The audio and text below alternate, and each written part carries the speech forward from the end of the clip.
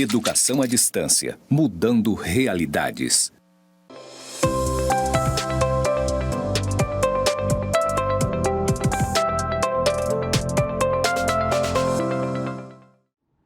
Olá, querido aluno, querida aluna, tudo bem? Eu sou a professora Rosa Martins e estou aqui hoje para apresentar a nossa primeira unidade e conversarmos sobre os conteúdos da nossa primeira unidade. Então, sejam bem-vindos à nossa disciplina Currículo e Diversidade. Eu estou aqui no estúdio do campus Porto Velho, Zona Norte. Sou uma mulher morena clara, estou utilizando aqui uma blusa preta. No ambiente em que eu estou, ao fundo, temos uma parede branca com pontos interligados. Então, apresentados, vamos lá iniciar a nossa primeira aula? Primeiro eu quero dizer para você que currículo é um tema bastante complexo. Não é de simples definição. Muito menos quando a gente fala das interconexões entre currículo e cultura. E este é um tema muito necessário, mais complexo, que é importante que você pense nisso desde agora para que possamos evitar conceitos apressados e muito rasos. Então, eu quero dizer para você que o tema da nossa aula de hoje é currículo e política cultural. É um tema muito relevante. Vamos lá, então? Este tema, ele é o tema da nossa primeira unidade, que começa no dia 15 de março e vai até o dia 15 de abril. E primeiro eu quero iniciar conversando com vocês sobre conceitos de currículo. Se eu te perguntar o que é currículo, o que você vai responder? Geralmente, o que as pessoas respondem tem a ver com as origens desta palavra. Que o currículo tem a ver com a nossa formação acadêmica, com aquilo que você construiu ao longo da vida, com aquilo que você estudou, guardou e se organizou para aprender durante a sua vida. Geralmente, o currículo é pensado dessa forma, por isso nós temos o currículo profissional. Temos também a visão de currículo como um rol de disciplinas escolares, ou apenas o rol de conteúdos selecionados para serem ensinados, transmitidos em sala de aula. Mas eu te pergunto, esse conceito ou esses dois conceitos, eles englobam tudo o que pensamos e podemos saber sobre currículo? Não. Evidentemente, nós temos que convivemos na escola, temos muitas experiências que vão muito além daquilo que é ensinado na sala de aula. Inclusive, o currículo, ele envolve o espaço escolar e também o espaço e o tempo que o aluno não está na escola.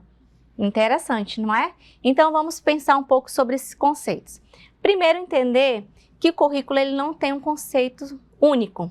Eles são núcleos de significação a partir de experiências que nós, como professores, alunos, mães, pais, temos durante a nossa vida, seja com a escola, falando do currículo escolar, e seja da nossa vida de um modo geral. Mas tratando do currículo escolar, núcleos de significação que são voltados para aquilo que a escola significa na nossa vida. Lembram que eu comentei na aula passada que eu trabalhei numa pesquisa que nós verificamos o que as crianças pensam sobre a sua escola.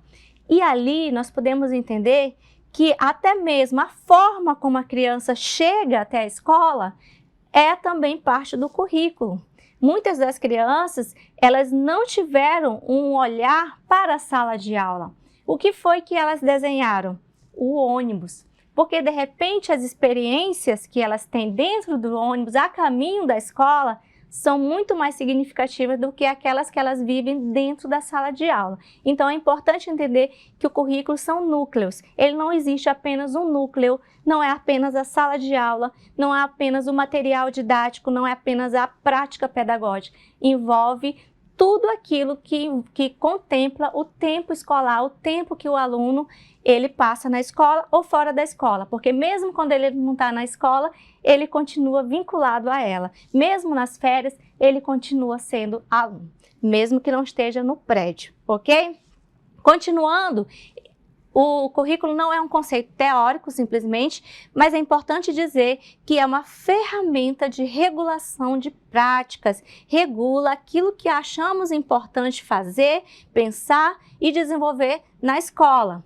O currículo hoje é potencialmente inclusivo. Você concorda com isso? Você acha que o currículo é potencialmente inclusivo? Ele é potencialmente, ou significa que ele também pode não ser. O currículo também é tempo, ele reflete aquilo que passou, ele reflete aquilo que o estudante aprendeu, reflete também aquilo que ele está aprendendo hoje e também o futuro, aquilo que se pretende que o aluno aprenda. O currículo também é formador de realidade, ele constrói realidades. Então, quando a gente pensa no currículo como formador de realidades, a gente não pensa num currículo apenas para o mercado de trabalho. Eu vou ensinar isso porque ele vai utilizar na sua profissão. Ele forma realidades, ele também é formado por elas, mas se a gente foca o currículo apenas para um determinado campo, eu vou ensinar habilidades para que ele use no seu ambiente de trabalho. Eu estou empobrecendo a visão de currículo, como nós sabemos, é muito maior do que isso.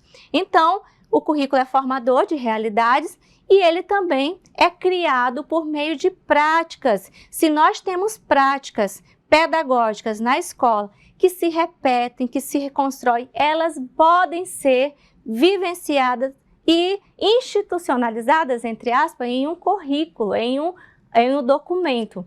Então, quando nós falamos nessa disciplina de práticas pedagógicas, nós estamos falando de vivências que nem sempre estão documentadas. Inclusive, se você já deu aula, se você já trabalhou em escola, você já deve ter observado que muitas práticas, inclusive até as mais importantes, não são documentadas. Mas essas práticas podem sim ser registradas e fazer parte de um currículo oficial. Continuando, o currículo, resumidamente, pode ser pensado como tudo aquilo que ocupa o tempo escolar. E quando a gente fala de tempo escolar, a gente não está falando somente do tempo em que o aluno está na escola, o tempo da vida. Gente, quantos anos nós passamos vinculados à escola? Seja lá na educação infantil, no ensino fundamental, no ensino médio, na graduação, na pós-graduação. Quanto tempo a escola faz parte da nossa vida? Todo esse tempo faz parte de um currículo. Então, já pensando nisso, vamos explicar aqui um pouco sobre o que Sacristã fala no nosso primeiro capítulo do nosso livro, que é obrigatório para essa disciplina. O livro é Saberes e Incertezas sobre o Currículo. O que ele diz aqui sobre o poder regulador do currículo? E por que eu estou insistindo em falar sobre isso? Porque quando a gente fala em currículo, a gente fala em políticas públicas, a gente fala em regulação, então é preciso a gente entender como o currículo pode regular aquilo que é aprendido na escola. Então, Sacristã fala o seguinte, que tudo que é em tese ensinável é possível de aprender. Então, tudo o que pode ser ensinável também é possível que se aprenda. O currículo é parte desse contexto. E aí começam as partes das graduações. O ano ou grau é o que regula aquilo que o estudante vai aprender. Regula-se o conteúdo com base na idade, com base na faixa etária, com base no período. A escola define o que se ensina e aí isso faz parte do currículo oficial, aquilo que uma criança de 4 anos deve aprender, deve experienciar, que campos de experiências ela deve ter. Assim como no ensino fundamental 1, 2, ensino médio, há a regulação desses conteúdos. Por isso, se fala do poder regulador do currículo. Então, nesse sentido, o currículo ele também é uma seleção reguladora dos conteúdos que serão ensinados e aprendidos. E aí, por esse caminho, perpassa o método, que nada mais é do que uma atividade regulada, né, um esquema de atividade regulada daquilo que é reproduzível, transmissível. Por isso, o método ou métodos que ajudam a tornar ensinável aquele conteúdo que foi selecionado pela escola, pelo sistema educacional. E tudo isso faz parte vai ser implementado numa prática didática no contexto escolar. Muitas vezes a gente só vê esta parte aqui, que é a prática didática. Só que para chegar na prática, existe todo um poder regulador dos sistemas educacionais, hoje da BNCC, e quando chega na prática do professor, essa prática expressa aquilo que foi decidido. Entretanto, outras inversões são possíveis, porque o professor ele tem autonomia didática, então ele pode reconstruir, repensar esse currículo na sua sala de aula. E sobre isso a gente vai falar.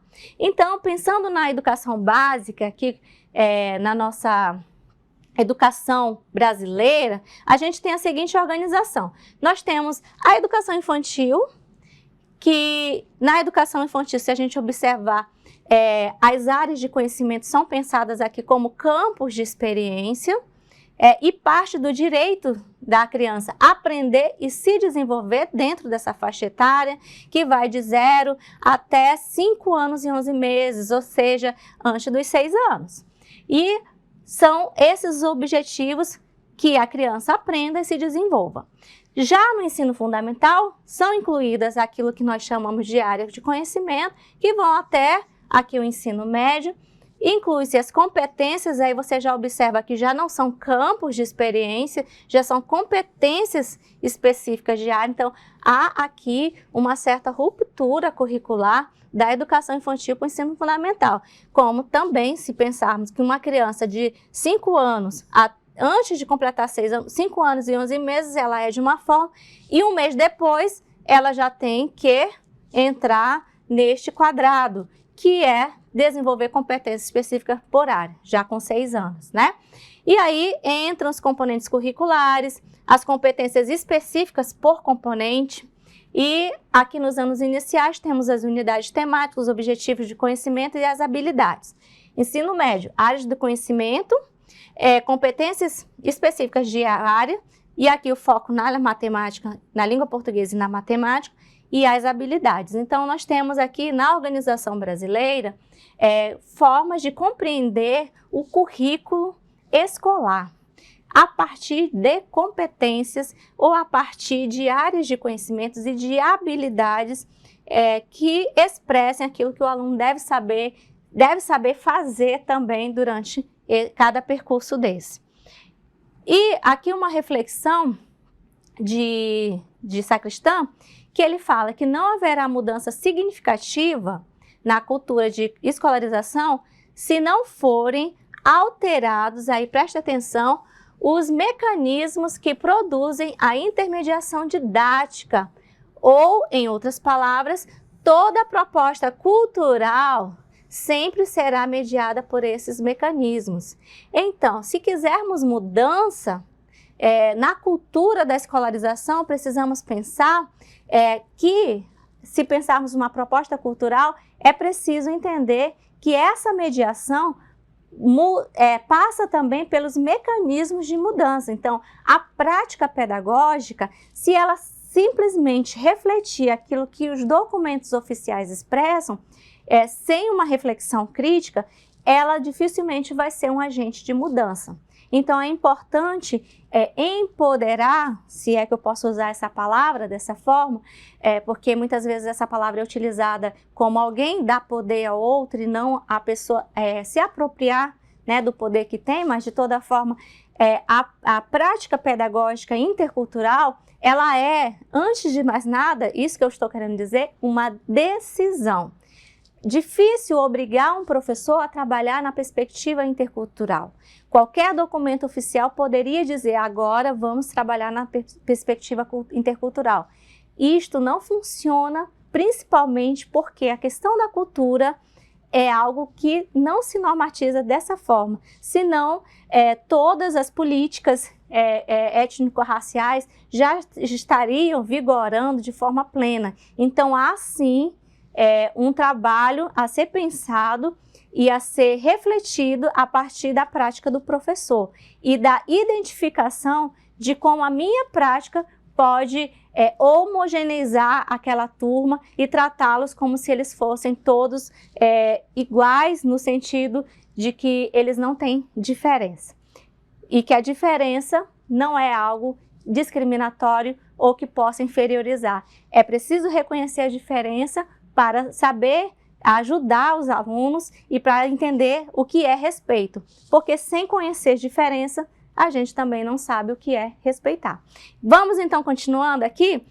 Ele fala que do ponto de vista da prática pedagógica dos docentes, nos interessa sobretudo qual é que nos interessa, qual é o objetivo, a capacidade de influir sobre aspectos do campo estruturado daquilo que o professor faz de forma organizada, em como orientar para a ação, para uma direção que consideramos corretas. Todavia, uma vez que não trabalhamos no vácuo, nem atuamos sem a existência de uma base, nos encontramos imersos em contextos fortemente marcados pelas opções cristalizadas. Por quê ou por quem? Nas dimensões estruturantes que predeterminam o que nos parece ser normal a fazer. Isso aqui é muito sério, porque se não possibilitarmos uma reflexão da nossa prática pedagógica como professor e não possibilitar a vocês, que é o que eu estou fazendo aqui, uma reflexão da sua prática pedagógica, vamos continuar reproduzindo comportamentos normais, que são normais a fazer, sem nenhuma reflexão. Então, o currículo oficial e os currículos escolares, eles não são uma entidade neutra de ideologias, de saberes e de fazeres sociais. Então, é preciso refletir e qualquer mudança de postura com relação àquilo que eu devo ensinar deve passar ali por uma reflexão, porque sem essa reflexão nós seremos meros repetidores de estruturas que foram pensadas por alguém que de repente nada tem a ver com aquele grupo que eu estou trabalhando no momento com os meus alunos. Então, continuando, trago aqui algumas perguntas nessa reflexão. O que adotamos como currículo e o que deixamos de lado? O que é que nós adotamos como conteúdo a ser ensinado? Por que que eu escolho este conteúdo e não aquele conteúdo? Eu escolho porque está no livro didático, porque consta no livro didático? Qual é a relação que esse conteúdo possui com o contexto dos meus alunos? E qual é a relação que aquele conteúdo que eu não ensinei não possui com a vida dos meus alunos? Por quê? Eu não sei se vocês lembram, mas por muito tempo na escola pública não se ensinou geometria. Não sei se vocês são dessa época, mas os professores de matemática geralmente não chegavam nessa parte da geometria, porque talvez não considerassem um conteúdo importante para esse público. Enquanto você observava, estudantes de escolas particulares estavam estudando geometria desde criança. Então, é importante entender que a seleção do conteúdo tem sim uma visão de classe, a seleção do conteúdo tem sim um porquê está se ensinando aquele conteúdo àquele grupo. Então, isso é currículo, viu, gente? Continuando, outra pergunta. O conteúdo, ele tem o mesmo valor para todos? O que mais nós ensinamos além do conteúdo? É somente aquilo que está no livro didático ou nós ensinamos também por meio da forma que tratamos os alunos, da forma como nos dirigimos a menina, a menino ou a meninos que têm os pais assim ou assado, que tem pai e mãe junto, que não tem pai e mãe junto? Como nós abordamos, por exemplo, as festas na escola, as datas comemorativas, nós percebemos qual é a dinâmica da vida destes alunos, qual é o lugar que eles moram, qual é a vida deles. Isso tem alguma relação com a escola ou eu estou reproduzindo comportamentos e festejos que não têm a ver com aquele grupo?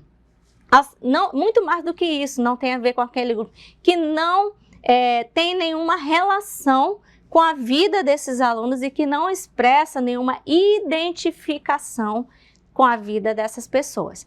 A serviço do que ou de quem está esse poder regulador do currículo? Então é importante que a gente reflita sobre isso. Continuando, vou destacar aqui uma frase de um dos nossos textos obrigatórios, né? Da Uzelina Oliveira e da Denise Destro. No que tange às políticas curriculares, o fracasso escolar persiste porque estas têm sido prescritivas, homogeneizantes, centralizadas no Estado, porque demonstram um distanciamento entre avanços teóricos e avanços práticos e porque apresentam sintomas da globalização das políticas educacionais. Então, aquilo que de repente é importante lá nos Estados Unidos também acaba sendo importante para o Brasil, para os alunos brasileiros, sem nenhuma reflexão, sem nenhuma criticidade.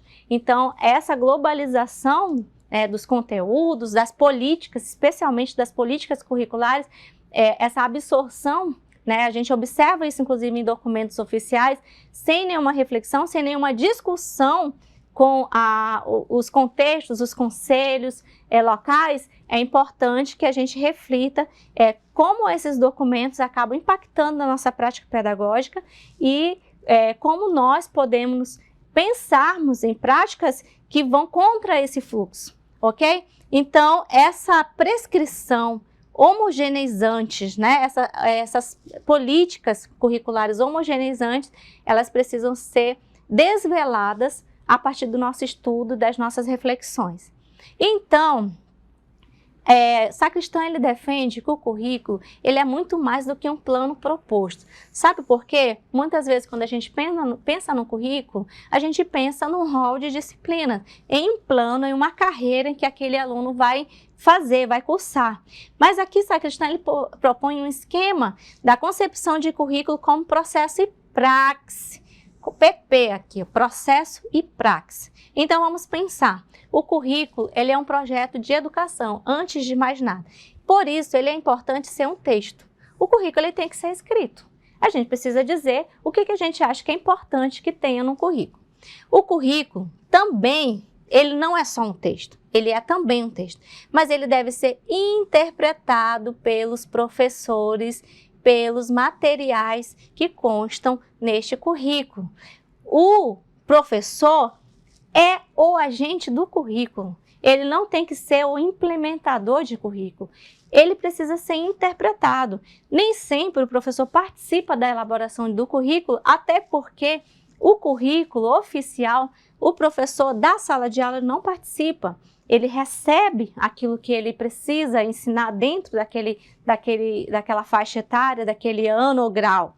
Mas ele precisa interpretar, ou seja, é um trabalho de reflexão crítica sobre isso. Sem esse trabalho, o currículo ele vai ser ligado ao que eu falei anteriormente como uma prática homogeneizante e de globalização de política cultural e curricular.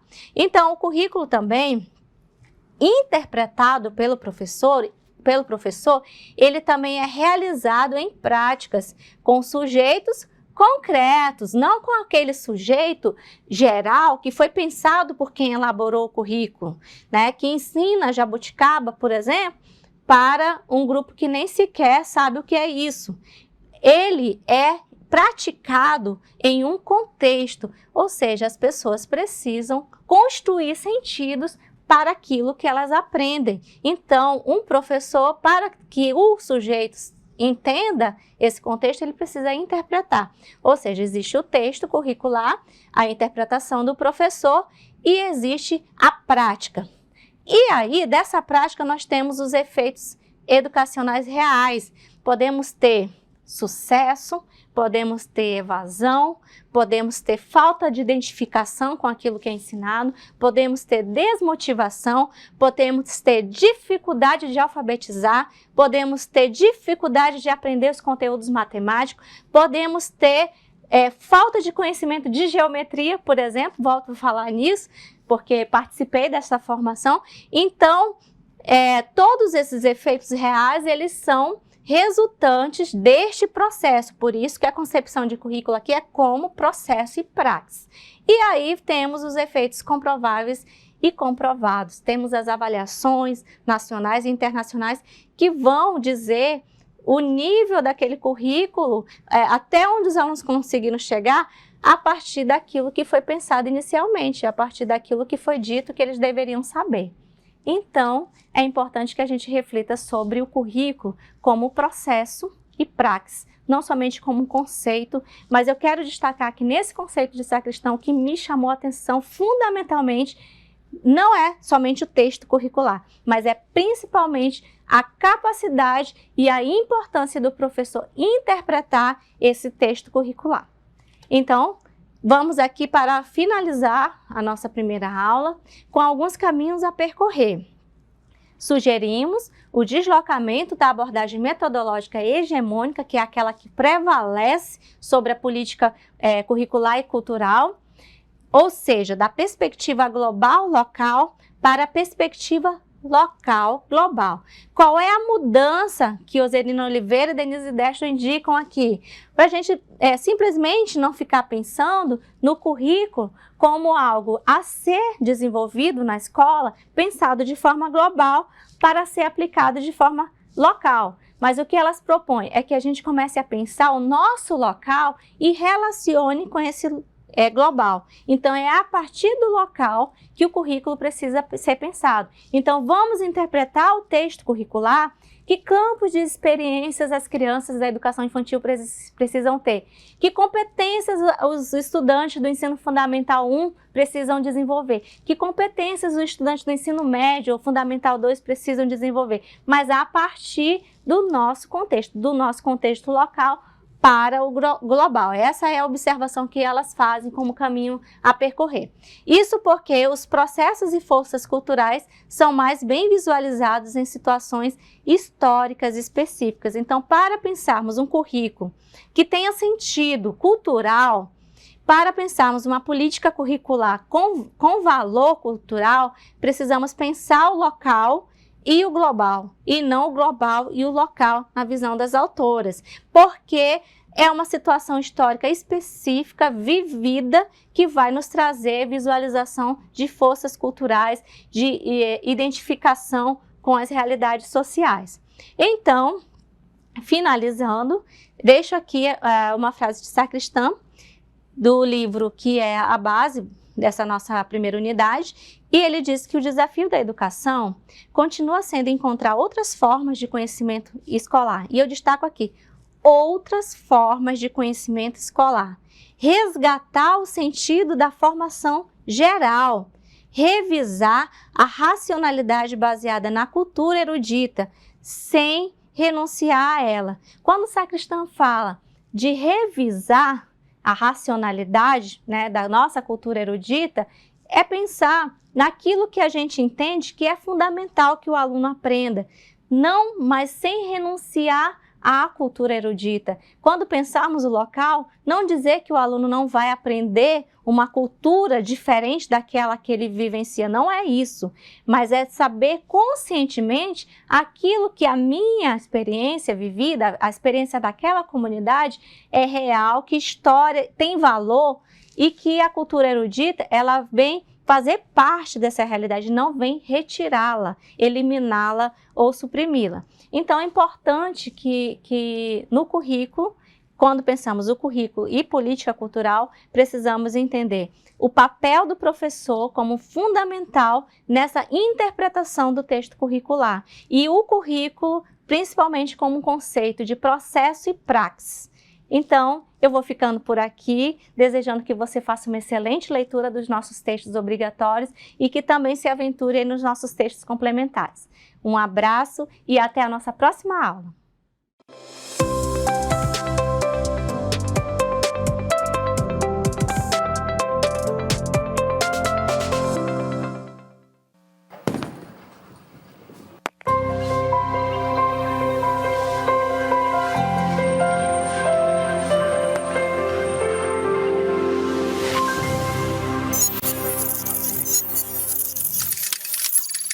Educação à distância, mudando realidades.